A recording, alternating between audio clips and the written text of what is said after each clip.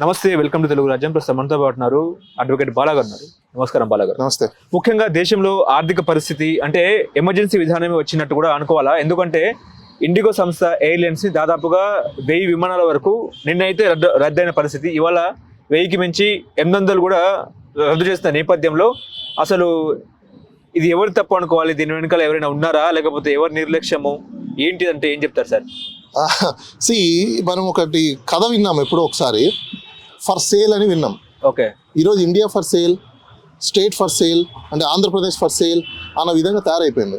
ఇప్పుడు మనది democratic country, right? ఈ డెమోక్రటిక్ కంట్రీలో ఇక్కడున్న న్యాచురల్ ప్రాపర్టీస్ మీద, లేకపోతే ఇక్కడ న్యాచురల్ ప్రాపర్టీస్ని యూటిలైజ్ చేసుకొని పెట్టే కంపెనీస్ మీద, వాటి మీద ఓనర్షిప్ ఎవరికి ఉండాలి? పబ్లిక్కి ఉండాలి. పబ్లిక్ సెక్టర్ ఎందుకు తీసుకొచ్చారు? పివి నరసింహారావు గారు ఉన్నప్పుడు ప్రైవేటీకరణ ఇన్వెస్ట్మెంట్ ఇమ్మన్నారు. ఆ టైంలో ఇన్వెస్ట్మెంట్స్ అవసరం, ఇప్పుడు అవసరం లేదు. ఎందుకంటే ఇండియా చాలా సఫిషియెంట్గా ఉంది, లక్షల కోట్ల టర్నోవర్ జరుగుతుంది. చాలామంది చిన్న ఎంఎస్ఎంఈలు వచ్చేస్తున్నాయి, తర్వాత మిడిల్ స్కేల్ కంపెనీస్ వచ్చేస్తున్నాయి, లార్జ్ స్కేల్ కంపెనీస్ వచ్చేస్తున్నాయి. ఇలాంటి సందర్భంలో మోనోపోలీ చేయడం అనేది ఇండియా ఫర్ సేల్ అయిపోతుంది. ఓకే, ఎందుకు ఇండియా ఫర్ సేల్ అయిపోతుంది అంటే నేను రీజన్ చెప్తాను. ఇప్పుడు అదానీకో అంబానీకో కంపెనీలు కట్టబెట్టేదానికంటే భారతదేశంలో ఉన్న 100 మందిని పిలిచి ఓనర్షిప్ చేయండి. దాంట్లో ఓన్లీ అంబానీ ఎందుకు ఉండాలి? ఓన్లీ అదానీ ఎందుకు ఉండాలి? అదానీతో పాటు 100 మందిని పెంచుకోండి. మీరు 2004 నుంచి 2014 ఎరా వరకు తీసుకుంటే నెంబర్ ఆఫ్ టెలికామ్ కంపెనీస్ ఉన్నాయి. ఈరోజు ఎన్ని టెలికామ్ కంపెనీస్ ఉన్నాయి? జియో ఒకటి, ఎయిర్టెల్ ఒకటి, విఐ ఒకటి. ఇంకేదైనా కనిపిస్తుందా? కనిపించట్లేదు. అలానే ఎయిర్లైన్స్ ఎన్ని ఉన్నాయి? ఈరోజు ఎందుకు ఎయిర్లైన్స్ అన్ని కనుమరిపోయాయి? మోనోపోలిజం ఎందుకు పెరిగిపోతుంది? అంటే ప్రైవేటీకరణ చేయడం వల్ల ఒకప్పుడు చాలామంది ప్రజలు తెలుసుకోండి. ఫస్ట్ నేను చెప్తున్నా, ప్రైవేటీకరణ ఇప్పుడున్న ప్రజెంట్ సర్కమ్టెన్సెస్లో అవసరం లేదు. ఎఫ్డిఐలో అసలు అక్కరే లేదు. ఎఫ్డిఐ అంటే ఫారెన్ డైరెక్ట్ ఇన్వెస్ట్మెంట్. ఈరోజు ఫారెన్ వాళ్ళు ఎవరో వచ్చి మనకు టెక్నాలజీ నేర్పించాల్సిన అవసరం లేదు, ఇన్వెస్ట్మెంట్ చేయాల్సిన అవసరము లేదు. దాంతోపాటు ఈ రాజకీయ నాయకులకి, ఈ మినిస్టర్లకి బుద్ధి లేదు, బుర్ర లేదు. ఇది చదువుకున్నారే కానీ కామన్ సెన్స్ లేదు. ఎందుకు కామన్ సెన్స్ లేదు అంటున్నానంటే, ఇప్పుడు ఆ టెలికామ్ మినిస్ట్రీ కానీ, లేకపోతే ఏవియేషన్ మినిస్ట్రీ కానీ, అంటే లైక్ రామ్మోహన్ నాయుడు కానీ, ఆ రామ్మోహన్ నాయుడుకి కామన్ సెన్స్ లేదు. ఊరికే మినిస్టర్ అయిపోయారు తప్ప ఎంతసేపు ఉన్నా in the interest of passengers అంటారు. What you doing in the interest of passenger mister? Nothing you doing. Your favouring for the investors, your favouring for the industry. నువ్వు ఇండస్ట్రీ గురించి favour చేసుకోవడము, లేకపోతే ఇండస్ట్రీ గురించి కావాల్సిన చూసుకుంటున్నావు తప్పనించి నువ్వు ప్యాసింజర్కి కావాల్సిన రేట్ ఫిక్సేషన్ అనేది 18 నెలలు అయిపోయింది. గవర్నమెంట్ వచ్చి ఏం చేస్తున్నావు? ఇన్ని రోజులు ఫ్లైట్లలో వచ్చి ఫ్లైట్లలో పోతున్నావా? నీకు ముందు తెలీదా? ప్రికాషనరీస్ మెథడ్స్ తెలీదా? ప్రివెన్షన్స్ తెలీదా? ఇవన్నీ తెలుసుకోకుండా ఏం చేస్తుంది డీజీసీఏ? ఏం చేస్తుంది? మీరందరూ జీతాలు తీసుకొని నిద్రపోతున్నారు అక్కడ. ఇవన్నీ మీ పనే కదా. అది డేటా అంతా అనలైజ్ చేయాలి, ఏం జరుగుతుంది ఏంటి డే టు డే మానిటర్ చేయాల్సిన పనే కదా మీకు. 30 days సాలరీ ఎందుకు తీసుకుంటున్నారు? Because of that. సో ఇక్కడ ప్రైవేటీకరణ ఒక కాన్సెప్ట్లో వీళ్ళు ఏంటంటే మోనోపోలిజం క్రియేట్ చేసడం కోసమే ఇవన్నీ చేసిన ఒక చర్య. ఈరోజు ఎయిర్ లైన్స్లో మనకి ఇంత సంక్షోభం రావడానికి ఎయిర్ ఇండియా, ఇండిగో రెండు ఉన్నాయి. ఎయిర్ ఇండియాలో ఈరోజు చూడండి మీరు 60,000, 70,000 హైదరాబాద్ నుంచి ఢిల్లీ వెళ్ళాలంటే 4,000, 5,000 రూపాయలు వచ్చే టికెట్ ఈరోజు అంతంత కాస్ట్కి ఎందుకు వెళ్ళిపోయింది? బికాస్ ఆఫ్ రీజన్ ఏంటి? నువ్వు ఒక చోట ఒక కంపెనీని నువ్వు మానిటర్ చేయలేని పరిస్థితుల్లో నీ గవర్నమెంట్ ఉందంటే it is your failure government.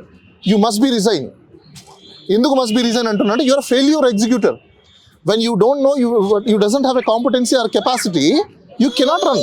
నువ్వు ఈరోజు తప్పైపోయింది ఫ్యూచర్లోనే వద్దు భయ్, నువ్వు ఫ్యూచర్ అసలు చేయమాక వద్దు, నువ్వు రిజైన్ చేసి వెళ్ళిపో. ఎందుకంటే వేరే కొత్త అతను వచ్చాడు అనుకోండి, ఇలాంటి తప్పులు జరగవద్దా, నేనే కూర్చుంటాను, నేనే చేస్తానంటే ఎలా ఉంటుందంటే, ఒక వ్యక్తి ఈరోజు నేను మర్డర్ చేసేసాను, నన్ను క్షమించేసండి, రేపటి నుంచి నేను మర్డర్ చేయను, అలా ఉంది ఇప్పుడు ఇది. ఎందుకు నేను ఈ మాట అంటున్నానంటే, ఈరోజు పేద ప్రజలు, మిడిల్ క్లాస్ వాళ్ళు, లేకపోతే అప్పర్ మిడిల్ క్లాస్ వాళ్ళు, ఎంతో మంది ఫ్లైట్లలో తిరిగే వాళ్ళ యొక్క ఎన్నో పనులు ఈరోజు స్టాప్ అయిపోయాయి.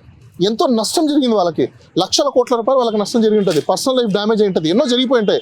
హెల్త్లు పాడైపోయింటాయి, హెల్త్లు డ్యామేజ్ అయిపోయి ఉంటాయి. కరెక్ట్ ట్రీట్మెంట్కి వెళ్ళాల్సిన పరిస్థితుల్లో ట్రీట్మెంట్కి వెళ్ళలేని వాళ్ళు ఉంటారు. కొంతమంది హార్ట్ అటాక్ వచ్చిన వాళ్ళు, రకరకాల వాళ్ళు ఉంటారు. వీళ్ళందరికీ నష్టపరంగా ఎవరు చెల్లించాలి? నువ్వే చెల్లించాలి. నీ ఫెయిల్యూర్ వల్ల, నీ ఇన్కాంపిటెన్సీ వల్ల ఈరోజు జరిగిన సంక్షోభం ఇది. సో అలాంటప్పుడు ఏం చేయాలి? ఇమీడియట్గా రిజైన్ చేయాల్సిందే కదా. ఇక్కడ అందరం మనం గమనించుకోవాల్సిన ఇంకో విషయం ఏంటంటే, ఇండియా ఫర్ సేల్, రాష్ట్రం ఫర్ సేల్ అనేది అయిపోయింది. ఇంకో వింత విచిత్రం ఏంటంటే, టీడీపీకి సంబంధించిన స్పోక్స్ పర్సన్ మాట్లాడతాడు ఆయన, our minister Nara Lokesh ji has been setupped war room. అరే you are educated or uneducated? భజన ఎంతవరకు చేస్తారు మీరు? కామన్ సెన్స్ ఉందా? అసలు లోకేష్కి ఏం సంబంధం నాకు అర్థం కదా. What capacity you are? Arnab Goswami కరెక్ట్గా అడిగాడు, ఏ కెపాసిటీలో వారు నువ్వు క్రియేట్ చేసావు, అసలు నీకేం సంబంధం, సెంట్రల్ గవర్నమెంట్తో నీకేం సంబంధం అంటే ఇక్కడ ఎలా అయిపోతుందంటే క్లియర్ కట్గా కనిపిస్తుంది. రాష్ట్రాన్ని, ఆంధ్రప్రదేశ్ రాష్ట్రాన్ని కావచ్చు, లేదు అని అనుకుంటే ఇండియాని కావచ్చు, ఫర్ సేల్ అనేది పెట్టేశారు వీళ్ళు. ఎవరు ఫర్ సేల్ అంటే ఇప్పుడు సపోజ్ అదాని, అంబానీ లేకపోతే ఇలాంటి క్యాపిటలిస్ట్ అందరూ కొనేసారబ్బా, దానికంటే బెటర్ నాకు ఇచ్చేసండి, ఆంధ్రప్రదేశ్ ఇండియా నాకు అమ్మేసండి. ఎందుకంటే ఆంధ్రప్రదేశ్లో రూపాయికి పర్ ఎకర్ ఇచ్చారు కదా, అదే రూపాయికి పర్ ఎకర్ చొప్పున మొత్తం ఆంధ్ర రాష్ట్రం ఎంతైతే ఉందో నేను కొనేస్తా, నాకు ఇచ్చేస్తారా? నేను హ్యాపీగా సుభిక్షంగా మీకు ఏ ప్రాబ్లమ్స్ లేకుండా అన్ని మంచి ఫెసిలిటీస్ ఇస్తా. ఎందుకంటే ₹1 ఎకరా కాబట్టి ఎన్ని వేల ఎకరాలు ఉన్నాయో, ఎన్ని లక్షల ఎకరాలు ఉన్నాయో, హెక్టార్స్ ఉన్నాయో ఆంధ్రప్రదేశ్ రాష్ట్రంలో, అవన్నీ నాకు ఇచ్చండి, నేను కొంటా. నేను కొని సీఎంలు బిఎంలు ఇంకా ఎలక్షన్స్ ఏం అక్కర్లా, నేనే మంచి ఎగ్జిక్యూటివ్స్ని పెడతాను, మంచిగా పనిచేసే వాళ్ళని పెడతాను, వాళ్ళు హ్యాపీగా పనిచేస్తారు, మీకు మంచి ట్యాక్స్ కూడా నేనే చూసుకుంటాను, అంత ఎక్కువ ట్యాక్స్ లేకుండా తక్కువ ట్యాక్స్లో పెడతాను, తక్కువ ఇన్కమ్ ట్యాక్స్ పెట్టుకుంటారు, అమ్మేస్తే అయిపోయింది కదా. ఎందుకు ఈ ఎలక్షన్స్ ఎందుకు, ఈ రాజకీయ నాయకులు ఎందుకు, గోల్ ఎందుకు, మళ్ళీ దీంట్లోంచి డబ్బులు తీసుకెళ్ళి ఈ ఎలక్షన్స్ గురించి 100 కోట్లు ఖర్చు పెట్టడం ఎందుకు, ఇవన్నీ వేస్ట్ కదా. అదేదో ఫర్ సేల్ అని పెట్టేస్తే ఎవరో ఒకరు వచ్చి కొనుక్కుంటారు కదా. అంటే ఇందులో అంతర్జాతీయ కుట్ర ఉంది అన్నట్టు కూడా మాట్లాడుతున్నారు. అంటే రష్యా అధ్యక్షుడు వ్లాదిమిర్ పుతిన్ ఎప్పుడైతే వచ్చారో ఆయన వచ్చిన నేపథ్యంలోనే ఇటు ఇండిగో సంస్థలు పూర్తిగా విమానాన్ని కూడా బంద్ చేసిన పరిస్థితి. దీని వెనకాల ఏమైనా అంతర్జాతీయ కుట్రలు ఉన్నాయని కూడా ఒక చర్చ నడుస్తా ఉంది. ఇప్పుడు ఒక చిన్న ఎగ్జాంపుల్ చెప్తాను. అంతర్జాతీయ కుట్ర చేయడానికి వాళ్ళకి ఏం అవసరం ఉంది? పాయింట్ ఫస్ట్, ఇప్పుడు వాడు ఎందుకు కుట్ర చేస్తాడు? ఇప్పుడు ఫ్లైట్లు ఆపేశారబ్బా, 4 days ఫ్లైట్ ఆగిపోయాయి, లేదా 5 days ఆగిపోయాయి, వాళ్ళకు వచ్చే బెనిఫిట్ ఏంటి? వాళ్ళకు వచ్చే బెనిఫిట్స్ ఏంటి? ఫస్ట్ ఆఫ్ ఆల్ ఇక్కడ దానివల్ల నీ ఎకానమీ, నువ్వు డబ్బులు ట్రాన్సాక్షన్ అయితేనే నీ ఎకానమీ జనరేట్ అవుతుంది. నీ ఎకానమీ నువ్వు ఎందుకు ఆపుకున్నావు? ప్రజల్ని, ఇప్పుడు ఉల్లిపాయ ఉంది ఎగ్జాంపుల్, ఉల్లిపాయ సంక్షోభం వస్తుంది మనకు, అంటే ఆనియన్ సంక్షోభం, ఆనియన్ రెసిషన్ వస్తుంది. ఎందుకు వస్తుంది? స్టాక్నంతా తీసుకొని వెళ్ళి నువ్వు ఒక చోట పెట్టేసిన తర్వాత మార్కెట్లో డిమాండ్ పెరిగిపోతుంది. ఎప్పుడైతే నీకు సప్లై లేకుండా పోతుందో ఆటోమేటిక్గా నీకు డిమాండ్ పెరిగిపోయింది. డిమాండ్ పెరిగిపోయినప్పుడు నువ్వు ఏం చేస్తావు? ₹100 పెట్టాల్సిన పరిస్థితి వస్తుంది. ₹100 నువ్వు తీసుకోవాలి, ₹200 పెట్టినా ₹200 తీసుకోవాలి, తప్పదు కదా. సో అలాంటి పరిస్థితులు ఈరోజు వచ్చేసాయి. ఎందుకు? ఇప్పుడు 60,000 పెట్టిపోయిన వాళ్ళు లేరా? ఫ్లైట్ టికెట్ వెళ్ళారు కదా. ఇండిగోలో నీకు 5,000కి 6,000కి వచ్చే టికెట్స్ని ఇప్పుడు నువ్వు వాళ్ళ కంపెనీ ఏదైతే నువ్వు పెట్టిన రూల్స్ని ఫాలో అవ్వకపోవడమే కదా. ఒక కంపెనీ రూల్స్ని ఫాలో అవ్వలేదంటే అర్థం ఏంటి? గవర్నమెంట్ని కేర్ చేయట్లేదు. ఎందుకు కేర్ చేయట్లేదు? నీ గవర్నమెంట్ ఆల్రెడీ డిపెండెన్సీ, నువ్వు ఎందుకు ప్రైవేటీకరణ చేస్తున్నావు? ఇన్స్టెడ్ ఆఫ్ దట్, అంటే నువ్వు ఒక కంపెనీని రన్ చేసుకోలేని పరిస్థితుల్లో గవర్నమెంట్స్ ఉన్నాయి అంటే ఈ గవర్నమెంట్లో పనికిరావు. స్ట్రైట్ అవే నేను చెప్తున్నా. ఎందుకు స్ట్రైట్ అవే చెప్తున్నాను అంటే చిన్న ఎగ్జాంపుల్ చెప్తాను. కంపెనీ పెట్టిన తర్వాత దాంట్లో వ్యవస్థలో జనాలు ఉంటారు, ఎంప్లాయీస్ ఉంటారు. ఈ ఎంప్లాయీ గవర్నమెంట్ వాళ్ళు ఎందుకు కాకూడదు? వాళ్ళే కదా పని చేస్తారు. ఆ CEO ఎవరైతే ఉంటారో వాళ్ళని IAS బ్యూరోక్రసీని పెట్టు, దాని స్టేక్ మొత్తం గవర్నమెంట్ అండర్ కంట్రోల్లో పెట్టు, గవర్నమెంట్ స్టేకే పెట్టు. ఎందుకు పెట్టలేకపోతున్నావు? బికాస్ రీజన్, దాని ప్రాఫిట్ ఎవరికి వెళ్తుంది? గవర్నమెంట్కి వస్తుంది. గవర్నమెంట్కి వస్తే ఎవరు property? Public property. Public property అయితే ఎవరు ఓనర్స్? Public owners. అదే నువ్వు ప్రైవేటీకరణ ఇస్తే, ఆ ప్రైవేటీకరణ చేసినావు అనుకో, ఓనర్స్ ఎవరు? ప్రైవేట్ వ్యక్తులు. ప్రాఫిట్ ఎవరికి వస్తుంది? ప్రైవేట్ కంపెనీకి వస్తుంది. ఆ ప్రాఫిట్ ఎంజాయ్ చేసేవాడు ఎవడు? Private person. వాడికి నువ్వు డబ్బులు ఇస్తున్నావు అంటే ఇది క్విట్ ప్రోకో కాదా? ఇది స్కామ్ కాదా? ఇది పెద్ద స్కామే కదా. అలాంటప్పుడు నువ్వు ప్రాఫిట్ ఎవరికి ఇస్తున్నావు? నా ఖజానాకి, గవర్నమెంట్కి రావాల్సిన ఖజానా డబ్బుల్ని నువ్వు తీసుకెళ్ళి ఏం చేస్తున్నావు?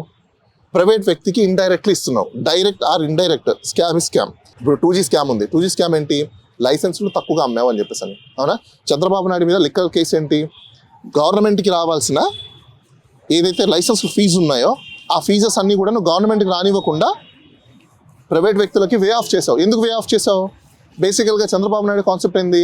ఇన్కమ్ జనరేట్ చేస్తా, రెవెన్యూని జనరేట్ చేస్తా అనేది కదా. నువ్వు మరి వచ్చే రెవెన్యూని వద్దు అని చెప్పేసి నువ్వు మాఫీ చేసావంటే వాళ్ళ దగ్గర నుంచి నువ్వు ఎంత కమిషన్ తీసుకో అంటే నువ్వు చేసుంటావు.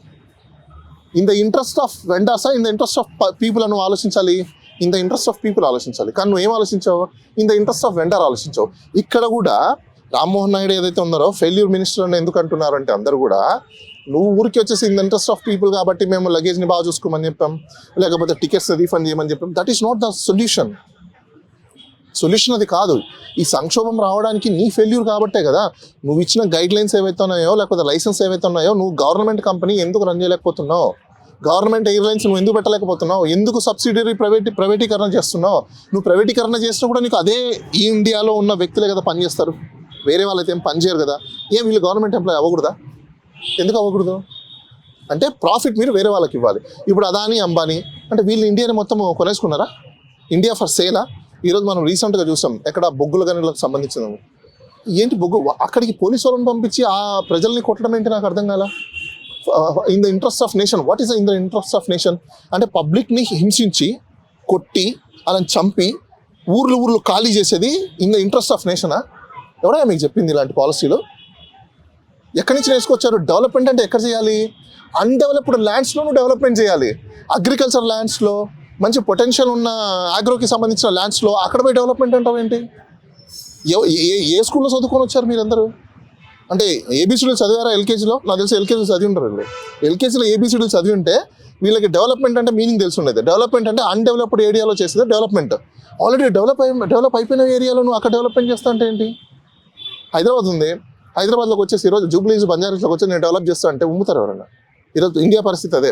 India already it's developed country, but in the developed country below poverty line ఎందుకు ఎక్కువగా ఉందంటే because of the reason privatisation. People అందరూ మేల్కోండి. ఎందుకంటే ఎఫ్డిఐ వద్దు, డిడిఐ ముద్దు. డిడిఐ ఏంటి అనేది మీకు కొత్త వర్డ్ కదా. నేను ఎంబీఏ చదివేటప్పుడు సెంట్రల్ గవర్నమెంట్ అప్పట్లో కాన్సెప్ట్ ఇచ్చిన domestic direct investment. What is that? Domestic direct investment. Domestic direct investment ఏంటి అంటే భారతదేశంలో ఉన్న జనాల దగ్గర నుంచి కొంత డబ్బులు తీసుకొని అందరినీ ఓనర్షిప్ చెయ్యండి అని అర్థం. అప్పుడు అందరు ఓనర్షిప్ ఉందనుకోండి, ప్రతి ఒక్కరు భయంతో పనిచేస్తాడు. ఎందుకు? ప్రతి ఒక్కరు క్వశ్చన్ చేస్తాడు కాబట్టి. ఈరోజు ఏమైపోయింది? ఎఫ్డిఐ అని అంటున్నారు, సబ్సిడరీ ఇన్వెస్ట్మెంట్ అంటున్నారు, ప్రైవేటైజేషన్స్ అంటున్నారు, డిస్ఇన్వెస్ట్మెంట్స్ అంటున్నారు. దీనివల్ల ఎవరు బెనిఫిట్ పొందుతున్నారు? కొంతమంది వ్యక్తులు మాత్రం బెనిఫిట్ పొందుతున్నారు. వీళ్ళ దగ్గర ఈరోజు మనం ఏమైపోయాం?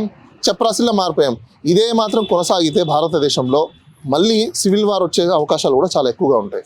ఎందుకు సివిల్ వార్ వచ్చే అవకాశాలు ఎక్కువగా ఉంటాయంటే ఏ రోజైతే నువ్వు నా రైట్ని కట్టెలు చేస్తావో, నన్ను స్లేవర్ చేస్తావో, లార్జర్ పబ్లిక్ ఉన్న కంట్రీస్లలో వార్ అనేది ఆటోమేటిక్గా, ఎందుకంటే మెంటల్ డిస్ట్రెస్ అనేది కామన్గా వచ్చేస్తుంది.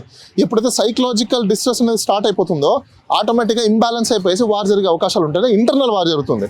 సో ఇలాంటి చర్యలు తీసుకోవడం వల్ల గవర్నమెంట్కి చాలా చెడ్డ పేరు వస్తుంది. ఈ గవర్నమెంట్ ఎక్కువ రోజులు కూడా కొనసాగే అవకాశాలు కూడా ఉండవు. రోడ్డు మీదకి జనాలు కానీ మన భారతదేశంలో రోడ్డు మీదకి జనాలు వచ్చేస్తే అడ్డుకోవడం చాలా కష్టం. మిలిటరీతో కూడా అవ్వదు, మిలిటరీ చేత కూడా అవ్వదు. మిలిటరీ కూడా అన్కంట్రోల్ సిచ్యువేషన్లోకి వెళ్ళిపోతుంది. ఎందుకంటే మన భారతదేశము 150 కోట్ల పైబడిన జనాలు ఉన్నారు ఇక్కడ. ఎలా ఆపగలుగుతావు వాళ్ళని? ఎవరిని ఆపగలుగుతావు? ఇదేమన్నా శ్రీలంక అనుకుంటున్నావా, బంగ్లాదేశ్ అనుకుంటున్నావా, పాకిస్తాన్ అనుకుంటున్నావా? లిమిటెడ్ పీపుల్ ఉన్నారు, లిమిటెడ్ జనాలు ఉన్నారు, ఆపేయచ్చు అని చెప్పడానికి నో నెవర్. ఇలాంటి పరిస్థితులు చాలా తొందరలోనే చూడాల్సిన పరిస్థితికి మనం వస్తున్నాం. ఓకే. హలో, తెలుగు రాజ్యం ఛానల్ చూస్తున్నారా? సామాజిక రాజకీయ జీవన చిత్రణే తెలుగు రాజ్యం. అతిశయోక్తులు అసత్యాలు ఉండవు. రాజకీయ కోణం కాదు, ప్రజా కోణమే కొలబద్ద. తెలుగు రాజ్యం వీక్షణ మీ ఉత్తమ అభిరుచికి నిదర్శనం.